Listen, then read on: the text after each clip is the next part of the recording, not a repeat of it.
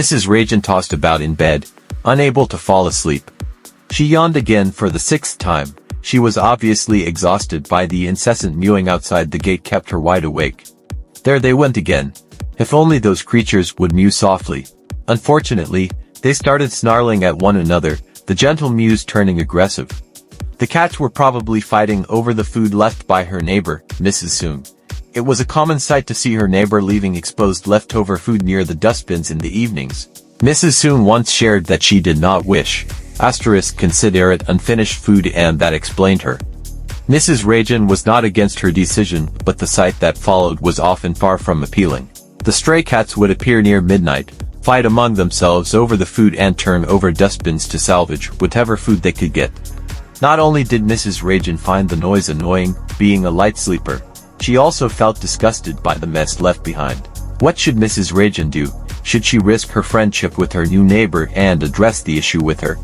Should she try and accept the situation and put up with it? Her husband had warned her about making any rash confrontation with Mrs. Soong, for it was just a week ago that Mrs. Soong invited them to join in a celebration at her house. After 4 consecutive days of disturbed sleep, Mrs. Rajan decided to handle this dilemma.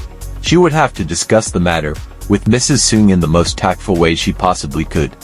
There was a tinge of hope within that it might not turn out to be as nasty as it might. The next day, Mrs. Rajan prepared a simple dessert for the Soong family.